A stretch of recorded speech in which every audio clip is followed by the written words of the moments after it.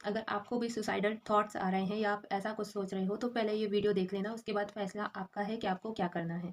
ठीक है? सबसे पहले हम बात करते हैं कि इस तरह के विचार आते क्यों हैं? क्योंकि आप दुखी होते हो, है ना? क्योंकि खुशी-खुशी में तो कोई सोचेगा नहीं इस बारे में। तो सुख और दुःख का जो कारक होता है वो कौन होता है? हमारा मन होता है। तो हम आज अपने मन के बारे में ही बात करेंगे कि ये आपके लिए क्यों ऐसे विचार आपको भेजता है। मैंने बहुत पहले एक बुक पढ़ी थी, बुक का नाम मुझे याद नहीं है, कुछ-कुछ पढ़ा था मैंने उसमें। तो उसमें लिखा था कि जब व्यक्ति की पीड़ा, शारीरिक पीड़ा या मानसिक पीड़ा इतनी बढ़ जाती है कि वो उसकी आत्मा और उसका मन उस पीड़ा को सहन नहीं कर सकता, तो वो उसे आत्महत्या के विचार अ अ, बनाने लगता है, भेजने लगता है, ठीक है?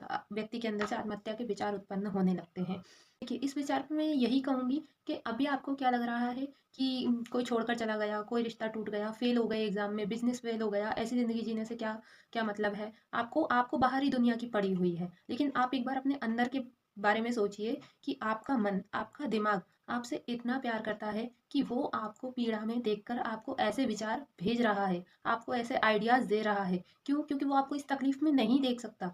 तो जब आपका मन, आपका दिमाग, आपकी आत्मा आपसे इतना प्यार करती है कि वो आपको इस पीड़ा में देख नहीं पा रही है, तो आप क्यों इस दर्द को पकड़ के बैठे हो? आपको भी अपने मन, अपनी दिमाग और अपनी आत्मा के बारे में सोचना चाहिए, ठीक है? आपको बाहर की दुनिया के बारे में नहीं सोचना चाहिए इस टाइम पे, ठीक है?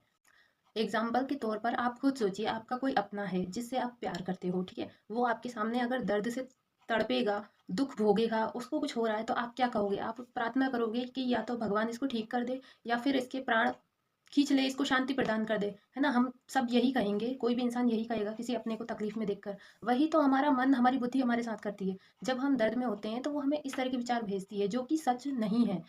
इस तरह के विचार तभी आते हैं जब आपकी आत्मा, आपका मन आपको उस दर्द से बाहर निकालना चाहता है, आपको उस दर्द से बचाना चाहता है। तो अब बात उठती है कि क्या इस दर्द से, जो भी आपकी लाइफ में दर्द है जिसकी वजह से आप ये सब सोच रहे हो, खुद के साथ ऐसा करने के बारे में सोच रहे हो, तो सवाल ये उठता है कि क्या उस दर्द को मिटाने का यही सॉल्यूशन है? नहीं, ये सॉल्यूशन नहीं है।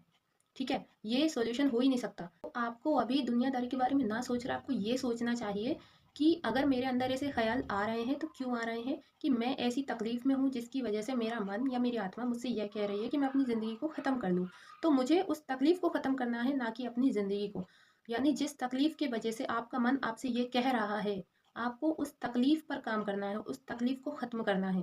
जिस दिन वो तकलीफ़ ख़त्म हो जाएगी आपकी, उसी दिन आपके ये विचार भी ख़त्म होने शुरू हो जाएँगे। ठीक है? तो सबसे पहले आप उस चीज़ को ढूँढिए कि किस चीज़ की वजह से आपके अंदर ये विचार आ रहे हैं, किस चीज़ ने आपको परेशान किया। कोई रिश्ता था, कोई इंसान था, कोई बिज़नेस था, कोई एग्ज़ाम था जिसमें आप फ़ेल हो गए हैं, कोई भी चीज़, जो भी आपकी लाइफ़ से रिलेट करती है।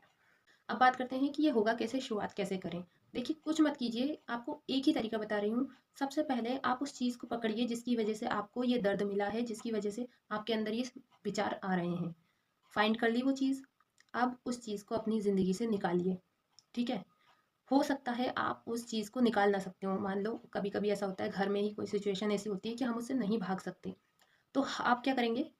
आप उस चीज़ को जैसी है वैसी ही उसको वहीं छोड़ दीजिए। उस पर ध्यान देना बंद कीजिए, अपनी लाइफ़ में कोई नई चीज़ लेकर आइए।